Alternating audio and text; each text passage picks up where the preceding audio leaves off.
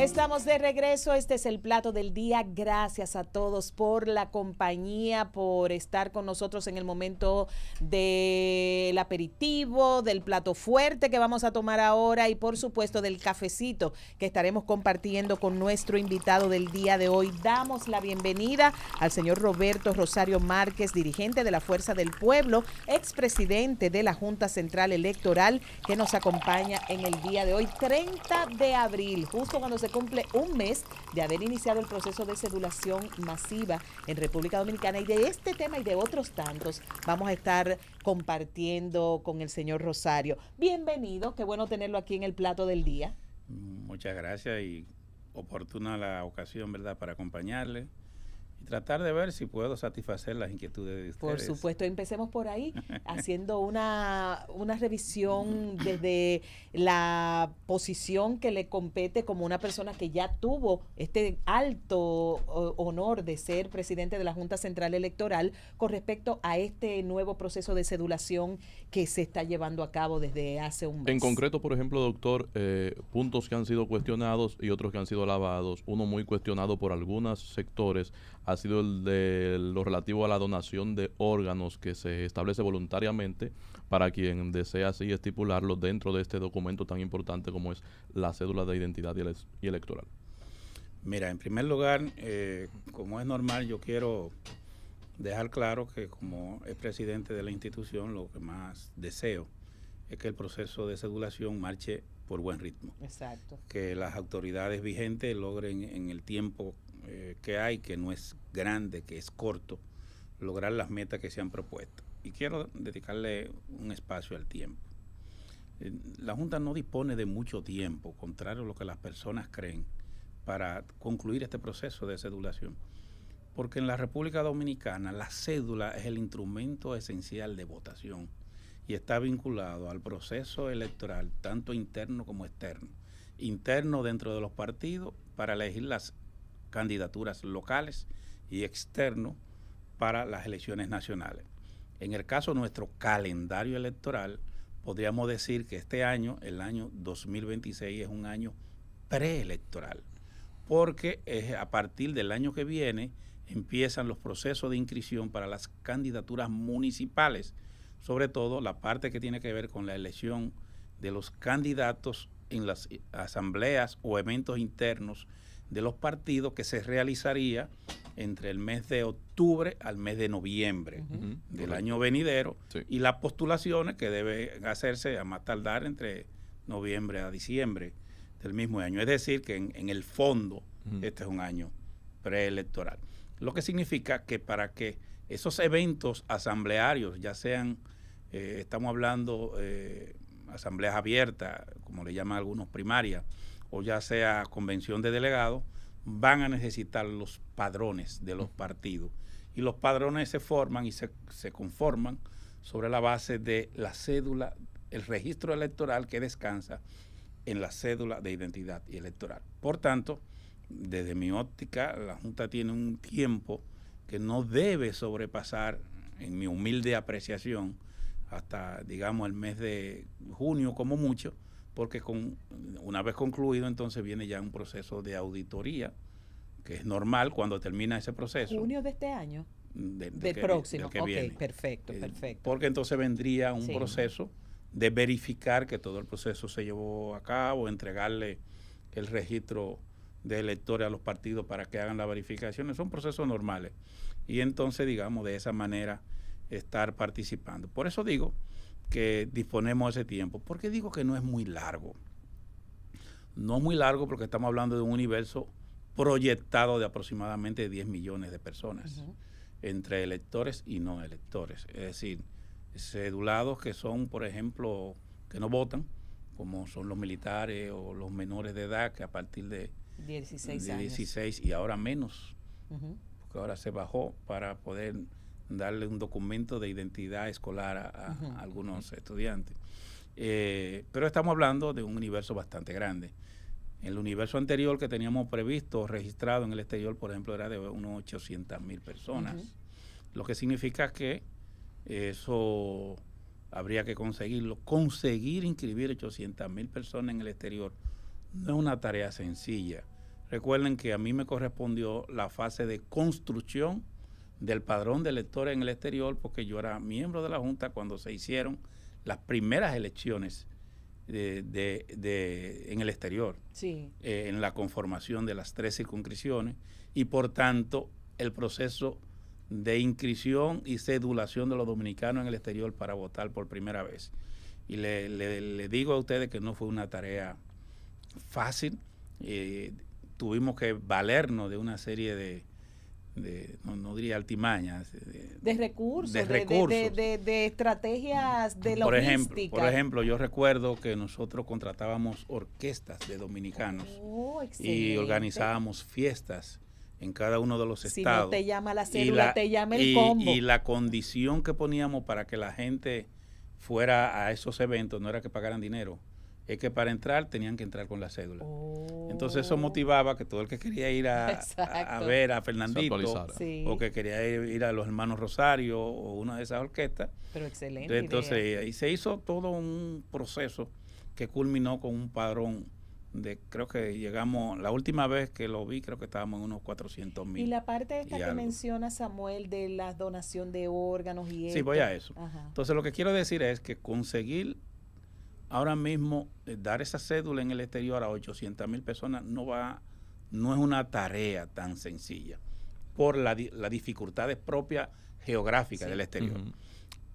La cédula tiene algunas novedades. La novedad que tiene ahora, tiene el chip y tiene el tema de la posibilidad de que tú seas un donante de órganos. En la cédula anterior lo que estaba era la identificación del tipo de sangre. Sí, correcto. Pero no está incluido la posibilidad de donar. Mira, es una iniciativa nueva de la Junta Central Electoral que yo respeto, pero ya vamos a tener cuidado porque un error al momento de digitar el tipo de sangre podría tener consecuencias en lo que tiene que ver con eso. Por tanto, habría que ver cuáles son los laboratorios que se habiliten para ello. Y con relación a la posibilidad de donar órganos, yo diría también que es una decisión voluntaria y que me imagino que la Junta debe tener un protocolo para que aquel que decida ser donante llene, me imagino que algún, si no contrato, por lo menos alguna declaración que conste, porque eso puede tener consecuencias legales para ese tema, y no puede ser automático, porque si yo no quiero donar, yo no puedo aparecer como donante, es un acto muy privado. Yo diría que ya vamos a tener la sensibilidad y el cuidado necesario con ese tema. Bueno, sí, lo que ha surgido es como una especie de leyenda urbana, de que no le pongan, no vaya a hacer cosas, que alguna mafia que anda por ahí, que entre las, una creencia te va, pero sabemos que de eso usted no tiene ningún tipo de... Si tú decides ser un donante, eres un donante, y no eres donante de que para que se le done a fulano. Eres un donante universal. Claro. He escuchado algunas aprehensiones de personas de que eso pudiera desatar que grupos del crimen organizado pudieran cometer acciones para usar esos órganos y entonces traficar con ellos. Eso puede pasar en cualquier parte del mundo, sea usted o no donante. Eso es cierto. Claro. Sea usted o no donante, eso puede ocurrir. Más bien yo lo que llamo es a tener el cuidado necesario y a que se elabore un protocolo y que se documente la voluntad de la persona, que no sea un simple estoy de acuerdo. Sí. Y o sea, que no sea que yo asisto y tú me digas, ¿tú estás de acuerdo en ser donante? Sí, está bien, te pongo. No. Tú vas a ser donante, está bien, mira. Lléname todo aquí esto. hay esto, y eso se hace un archivo. Que sea incluso más riguroso. Y se guarda, claro. Más riguroso que con el tema de la profesión, que tú presentas copia de título y listo. Claro, porque ya eso tiene otras implicaciones. No, y nuestros amigos del INCOR nos han dicho aquí mismo que aún tú llenes todo lo que llenes, tu familia al final es que tiene la última palabra. Sí, por eso lo digo. Aún tú hayas dicho sí. Ok. Aquí culturalmente claro, porque se supone espera que tú vas a estar la muerto. familia, exactamente. Eso ahí hay que por eso digo, debe haber un protocolo. Sí, claro. Que pienso que la Junta, si no lo hizo, debe emitir una resolución o un reglamento donde establece cuáles son o cuáles deben ser los procedimientos que concluyan con eso. Sí, y le deseo, para concluir ese tema, Sí. pues que los partidos y la sociedad dominicana apoyen a la Junta Central y que este proceso termine exitosamente. Eso es democracia. Doctor, también estamos, como usted decía, en un año prácticamente aunque no es oficialmente preelectoral, pero hay muchos temas ya tocándose. Vimos recientemente declaraciones de actores del liderazgo político nacional refiriéndose a posibles o tentativas de alianzas. Por un lado, vimos a Liz Mieses, actual diputada, sugiriendo la posibilidad de un acercamiento muy cerca, diría ella, entre el PLD y el PRM. Y entonces veíamos anteriormente a esas declaraciones otra del expresidente Danilo Medina que sorprendía a mucha gente, incluso dentro de la Fuerza del Pueblo probablemente, al subrayar, sin mencionar a la Fuerza del Pueblo, que jamás le endosaría el PLD su fuerza política a su verdugo. Yo no sé a quién se refirió, pero bueno. Bueno, pienso que eso tiene varias aristas. Sí. Pienso que el presidente Medina, al hablar de los verdugos, posiblemente pudiera estarse refiriendo a las personas que él entiende, a la luz de lo que él opina, que posiblemente hayan perseguido injustamente a su familia, que lo hayan llevado a prisión, que hayan buen enfoque, porque sí, yo me fui por otro lado. Que hayan de alguna manera creado situaciones de cuestionamiento a su moral, a su partido y a su integridad y a su gestión, que él obviamente aprecia. Yo diría que a eso es que llama verdugo, porque en el caso, por ejemplo, de la Fuerza del Pueblo, ¿cuál sería el acto de la acción brutal de persecución? No la hay. El divorcio, no sería el divorcio es que hubo. Los divorcios son por mutuo consentimiento a veces, y a veces también pueden ser por incompatibilidad, pero no implican actos de tortura. Pero es que él tenía un supermercado, doctor. No hay verdugo. O sea, en un divorcio no hay verdugo. Exacto, doctor. No hay un desencuentro. El expresidente Medina tenía un supermercado y le dejaron un colmadito. Eso es una percepción. Mira, yo te voy a decir algo. Yo creo que la expresión del presidente Medina de que no es el momento para hablar de alianza es correcta. Y desde el punto de vista de los intereses del presidente Medina, si yo hubiese sido él, hubiese sido el presidente de ese partido, hubiese dicho lo mismo. Este no es un momento en que ningún partido puede hacer cálculo en base a otro partido. Estamos en un espacio de tiempo donde cada partido tiene que procurar consolidarse internamente, fortalecerse y en un espacio más cercano a elecciones, entonces empezar a definir el tema de alianza. Si la Fuerza del Pueblo o el PLD empezaran ahora a involucrarse en temas de alianza, lo que haríamos es que pasmaríamos la posibilidad de crecimiento electoral de nuestra propia fuerza. Razón. Y envía un mensaje de debilidad. Y es un mensaje equivocado. Desde ese punto de vista, creo que sería un error. Y en el caso de la Fuerza del Pueblo, lo ha dicho el presidente Fernández y lo hemos dicho todos los dirigentes de la dirección política, no estamos en este momento discutiendo ni internamente ni externamente posibilidad de alianza con nadie. Este no es un momento de hablar de alianza. Este es un momento donde la Fuerza del Pueblo está concentrado en lograr estructurarse para ganar las elecciones de febrero y mayo del año 2021. Evidentemente, doctor, cuando llegue ese momento, cualquier alianza hipotética sería para... Entonces, sobre ese tema, entonces, ¿qué pasa? Visto eso, quiero decir lo siguiente. En el levantamiento que hemos hecho al día de hoy, lo que hemos comprobado es que la Fuerza del Pueblo, de cara a las elecciones de febrero, por ejemplo, se siente en condiciones y capacidad de competir en el universo de los municipios y distritos municipales a nivel nacional.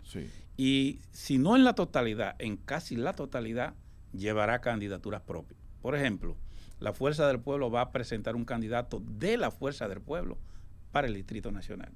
La Fuerza del Pueblo llevará candidatos para Santo Domingo Este, Santo Domingo Oeste y Santo Domingo Norte, porque en las investigaciones y levantamientos que hemos hecho, hemos podido contactar que somos la principal fuerza política en esas demarcaciones. Por tanto, cualquier alianza que se pudiera dar o cualquier apoyo que se pudiera dar sería sobre la base de apoyar a la Fuerza del Pueblo en esas candidaturas cabeceras de esos municipios. Obviamente, eso no significa que en algún lugar no pudiéramos concertar apoyos o alianzas hacia un candidato determinado. pero siempre será sobre la base de entender que la Fuerza del Pueblo es el partido líder del proceso y que en ese sentido tenemos claro cuál es nuestro norte. Los municipios cabeceras serían de la Fuerza del Pueblo. Sin duda. El blanco fundamental de nuestro accionar es desplazar al Partido Revolucionario Moderno. Al día de hoy, en las investigaciones que hemos hecho, hemos podido contactar, según la expresión de la gente, que en las elecciones de febrero y las elecciones del mes de mayo, ellos van a sufrir una gran derrota. Ahora mismo el PRM tiene una cantidad muy buena de alcaldes, sí, claro, y va a sufrir una elección prácticamente en más del 50% de los actuales alcaldes que tiene el PRM en el mes de febrero.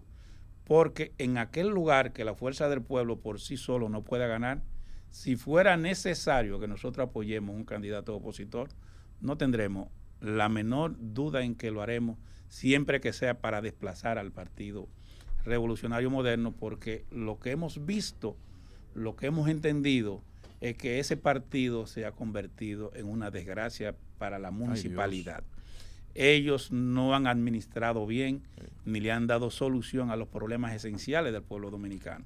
Para ponerle un ejemplo, en la República Dominicana ellos duraron más, antes cuando estaban en el PRD, ahora que están en el PRM, más de 30 años hablando de la necesidad de resolver los problemas fundamentales de la recolección de los residuos sólidos y además de eso, de la creación de una infraestructura que permitiera que cuando se produzcan estas grandes lluvias o esta grande caída de agua, pues toda la infraestructura necesaria en las en las carreteras, las cloacas. En el distrito. En el distrito. Todos los invernales estuvieran limpios y que además de eso se construyeran todos los túneles que permitieran que se desplazaran esas aguas. Al día de hoy en la República Dominicana, ¿quiénes han sido las únicas personas que han contribuido y que han invertido en drenaje pluvial? ¿Quiénes han sido? Han sido las siguientes. El primer drenaje pluvial en la zona colonial fue construido en la época de las colonias. Que todavía está ahí. Después de eso hubo pocos aportes. Se lo hizo el doctor Joaquín Balaguer. Ay, sí. Y el único después de Joaquín Balaguer que lo hizo se llama Leonel Fernández, que hizo una gran inversión en el drenaje pluvial que va, por ejemplo, toda esta parte que tiene que ver con esta zona donde estamos aquí en la Núñez de Cáceres, Pradera, sí, camino hacia el Somos una ciudad costera que no desagua. Es decir, se hizo una gran inversión en desagüe. Toda la ruta, por ejemplo. Creo que la Gómez, cuando se construyó el metro también. Toda la Gómez, cuando se construyó, iba a referir a eso, toda la ruta del metro, toda la Gómez, y una parte también que tuvo que ver con la parte este de que hoy es Santo Domingo Este. Después de esa inversión que hizo el presidente Leonel Fernández, ningún otro gobierno ha hecho absolutamente nada.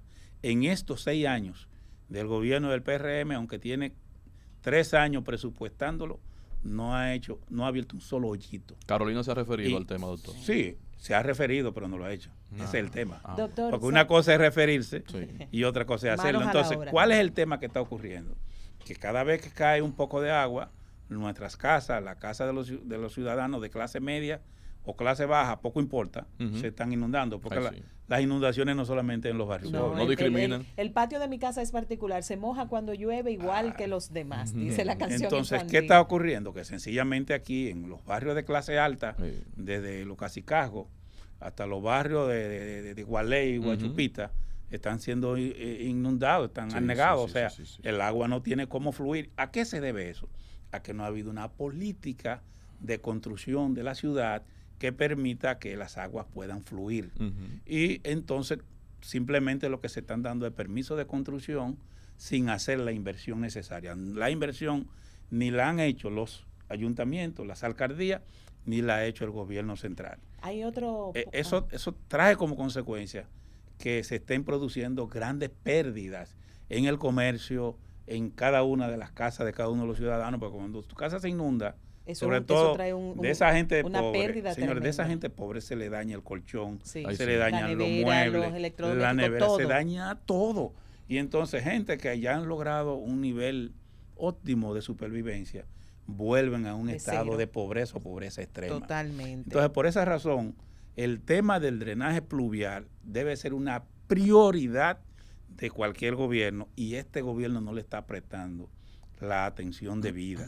Nosotros, en los planes que estamos elaborando, sí tenemos un diseño de que esa es la parte de la modernidad que le resta al presidente Fernández, que va a ser concluida desde la dirección del Estado a nivel nacional. Doctor, hay un tema con que usted atacó de forma directa recientemente a través de las redes. Sobre la alianza que se me olvidó. Adelante. Que fue su pregunta. Sí.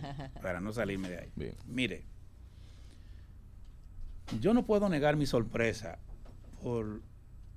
Primero creo que es un manejo equivocado, estratégico del Partido Revolucionario Moderno. Si el Partido Revolucionario Moderno se encontrara en primer lugar, como dice, no estuviera tan desesperado promoviendo una alianza con un partido como el PLD. El hecho de que senadores, diputados y funcionarios del gobierno le estén suplicando, le estén mendigando al Partido de la Liberación Dominicana una alianza, significa que ellos están conscientes de la fortaleza de la fuerza del pueblo. Lo que están diciendo es al PLD, vamos a unirnos nosotros dos, que somos los débiles, para enfrentar al más fuerte, que es la fuerza del pueblo. Pero también se ha Y mostrado un desgaste histórico siempre de los partidos en un segundo mandato. Sí, pero eso se debe a que en todas las mediciones que estamos recibiendo al día de hoy, la fuerza del pueblo como partido está en primer lugar. No, ya, doctor. La fuerza del pueblo como partido sí. Ahora mismo está recibiendo entre un 35 a un 37% y el PRM está entre un 33 entre un 29 a un 33%. ¿Qué? Y el PLD como partido logró subir y está aproximadamente entre un 15 a un 17%. Ese es el PLD. El PLD. Ahora, ¿qué pasa? Si tú sumas los porcentajes de la fuerza del pueblo como partido y el porcentaje del PLD como partido, por primera vez después del 2020, el sentimiento opositor es mayoritario.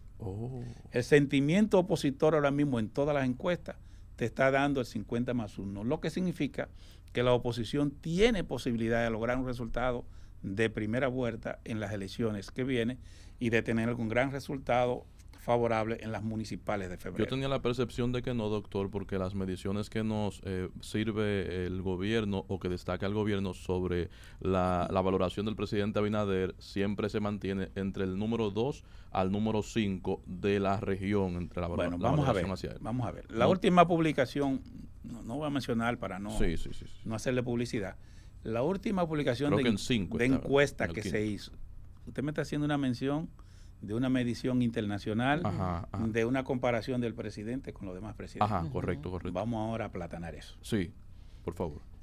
Vamos a ver cómo ha ido el presidente. Primero, todos los presidentes de la República Dominicana, después del año 1996, en el segundo año de gestión, todos han estado por encima del 50. Todos, sin excepción. Todos es todos. Sí. Incluyendo incluso Hipólito Mejía, que en el año 2002 tenía un 58%. Pero él y perdió las elecciones.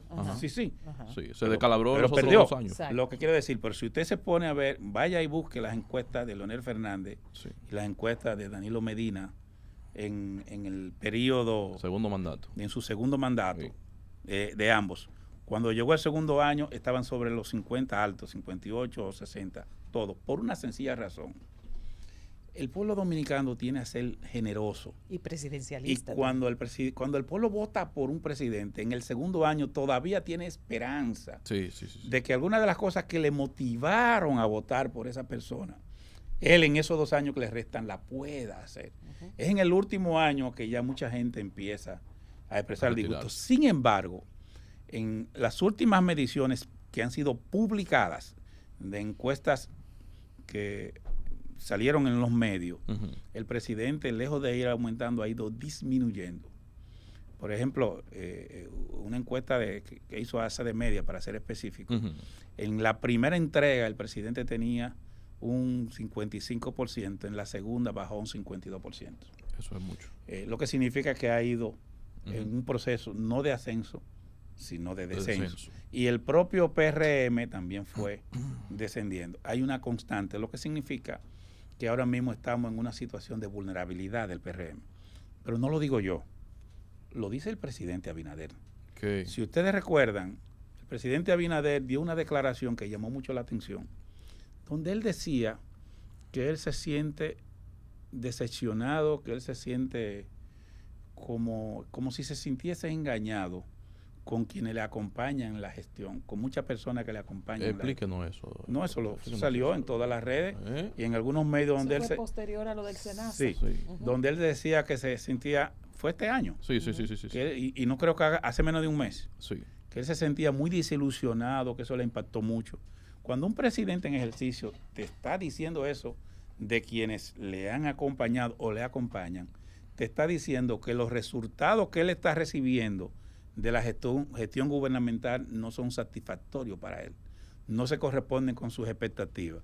Pero si eso es a él que lo puso, ¿qué será del pueblo dominicano que recibe el servicio? Mira, al día de hoy yo diría que hay un colapso de la administración estatal. No hay un solo servicio que sea eficiente. Empecemos por el metro. ¿El metro? Óyeme, en todo el periodo que duró el metro, en los periodos de gobierno del presidente Fernández, incluso en los periodos de gobierno de Danilo, no había problema con el metro. Yo no te digo que a lo mejor un día hubiese algo, pero ocurre que en este periodo, en los periodos de administración de Luis Abinader, van más de 17 ocasiones en que se ha paralizado el metro. 17 ocasiones. Y en una vez por mes, doctor. Y una vez por mes. No, y en muchas de las ocasiones ha sido por lo mismo. Por ejemplo, aquí hubo una vez una discusión cuando el presidente Fernández se refirió al tema y alegaron que la planta. Después de eso se ha paralizado 3 veces más y entonces, ¿qué pasó con la planta? Dijeron primero que era la planta, pero ¿qué ocurre? Hay planta, hay ¿cómo se llama esto? Que hay inversores, hay todo un equipo de energía alterna al metro que cuando se va la energía a través de las EDES, se supone que deben entrar ese reemplazo en funcionamiento. Sí. Oye, pero ha ocurrido 17 veces.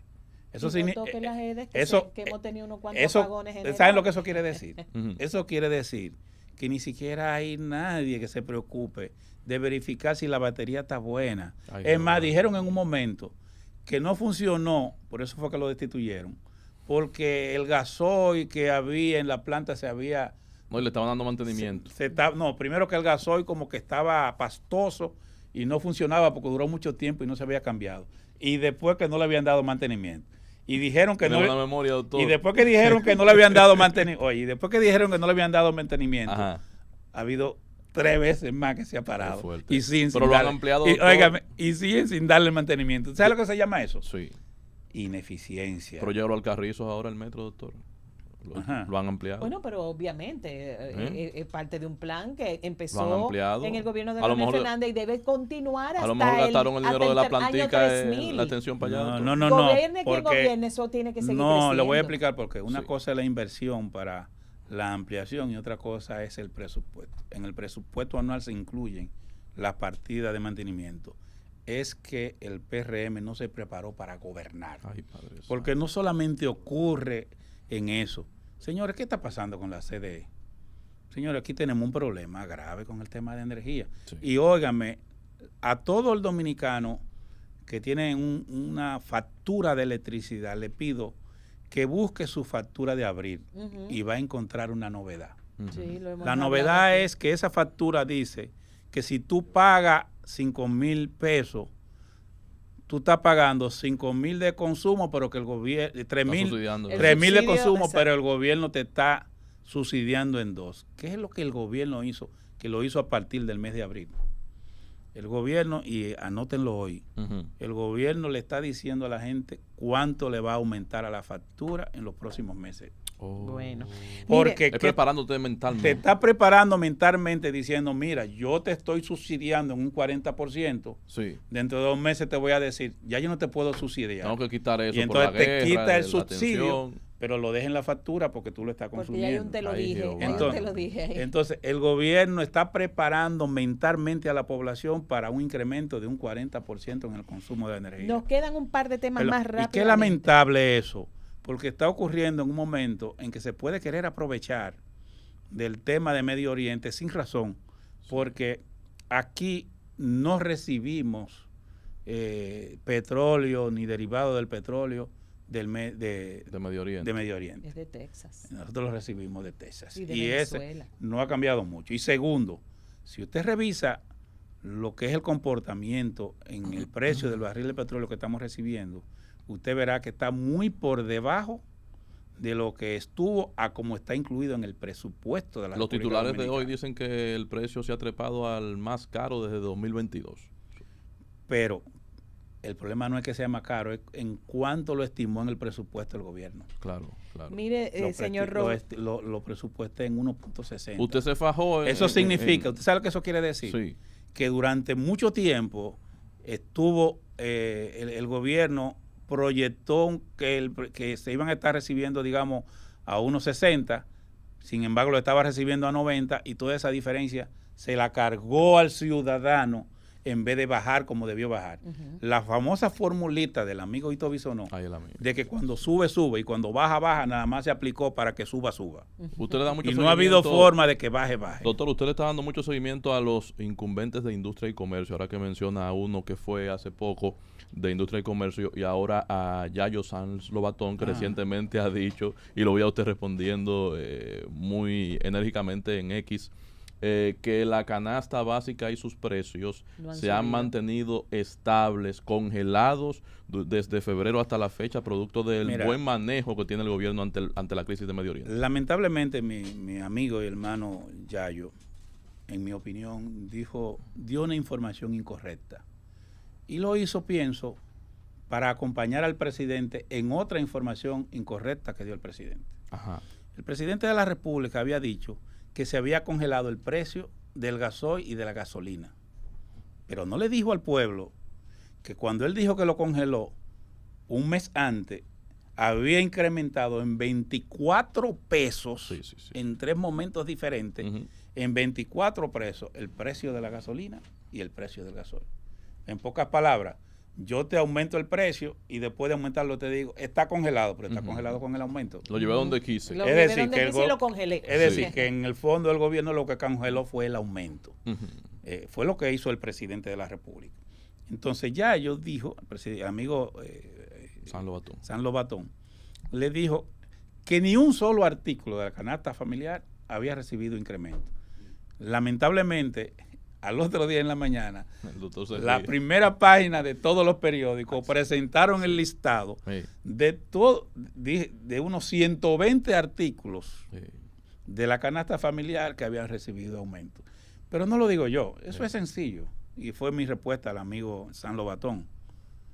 Usted puede ir al supermercado, cualquier ciudadano que vaya y pregunte si el café vale igual, si el arroz vale igual. Eso me recuerda a la campaña de quién te subió el pollo. Que verifique si la habichuela vale igual. O sea, que verifique si el aceite está al mismo precio. Que verifique si es verdad que nada ha aumentado. Se va a encontrar una sorpresa, porque lo que antes usted compraba con 5,000 pesos, ahora usted tiene que gastar 8 o 9,000 pesos para salir exactamente con lo mismo o menos que lo que usted compraba antes. El amigo Yayo, a mi entender, recibió una información equivocada. Y eso lo llevó a dar, en nombre del gobierno dominicano, una falsa percepción de estabilidad que no existe. Ahora mismo el gobierno dominicano tiene la responsabilidad de no aplicar una política de control y de desarrollar una política de sustitución de las importaciones por las exportaciones, porque lo que ha hecho es que ha debilitado al productor nacional. Aquí ahora mismo, cuando ellos recibieron el gobierno en el año 2020, el pueblo dominicano tenía capacidad para producir el abastecimiento de más del 80 al 85% del consumo nacional, incluyendo suplir a Haití e incluyendo suplir las necesidades hoteleras. Al día de hoy ocurre lo contrario. Aquí al día de hoy estamos importando una cantidad importante de cebolla, de arroz, hasta plátano de Guatemala estamos trayendo. Y una serie de productos que antes en el más del 80% lo suplíamos. ¿Por qué? Porque el gobierno lo que tiene son grandes deudas con los arroceros. Aquí hay más de 30,000 familias en unas 7 u 8 provincias a nivel nacional, que el gobierno prácticamente lo tiene quebrado porque no está cumpliendo con ello para hacer los pagos correspondientes. Aquí hay problemas con los productores de habichuela, con los productores en este caso de cebolla.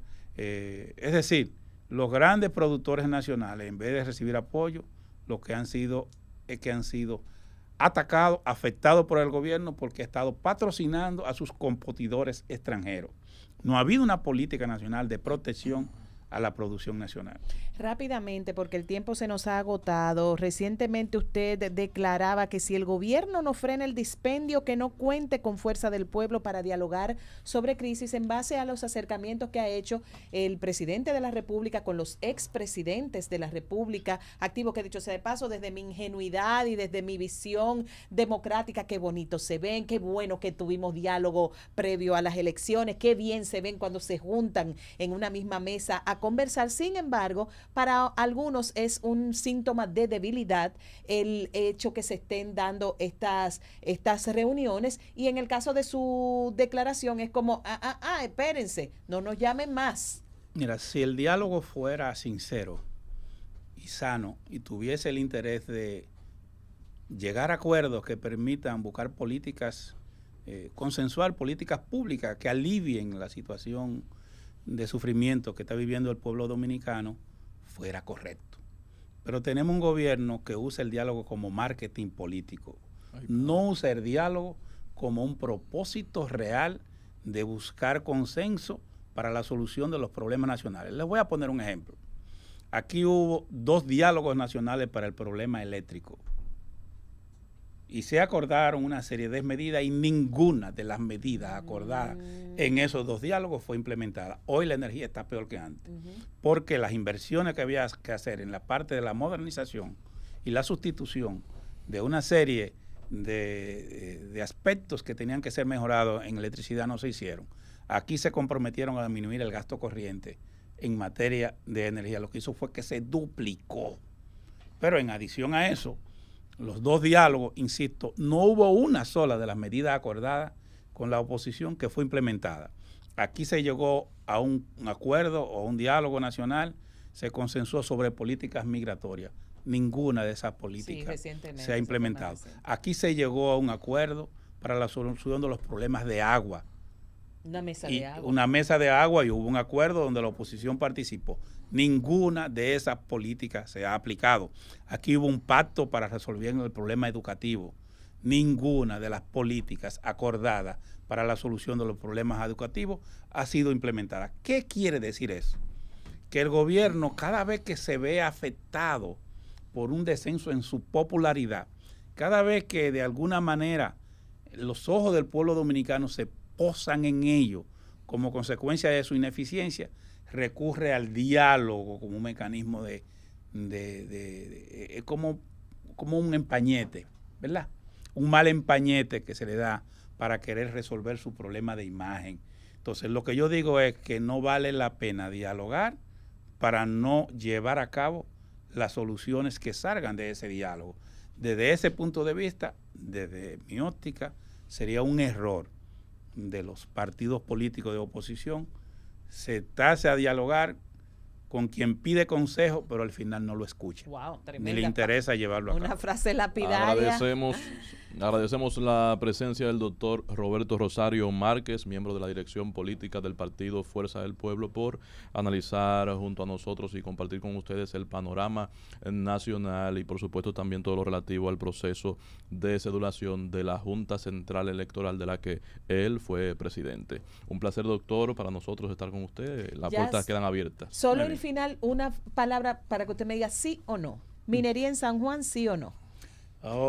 Sé que yo soy sanjuanero. Ajá.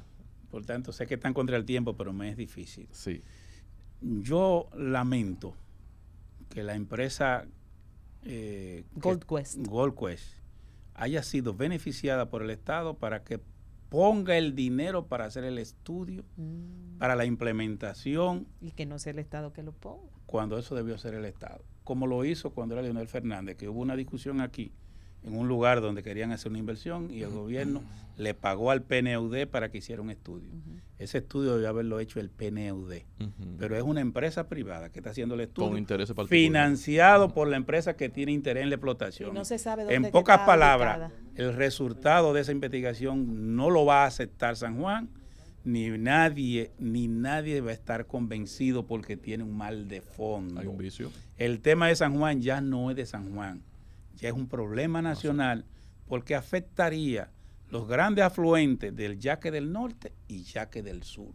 Bueno, muchísimas gracias, muchísimas gracias. No se muevan que regresamos con la parte final del plato del día. Tremenda visita y tremendas conversaciones que hemos tenido con el señor Roberto Rosario. No se muevan.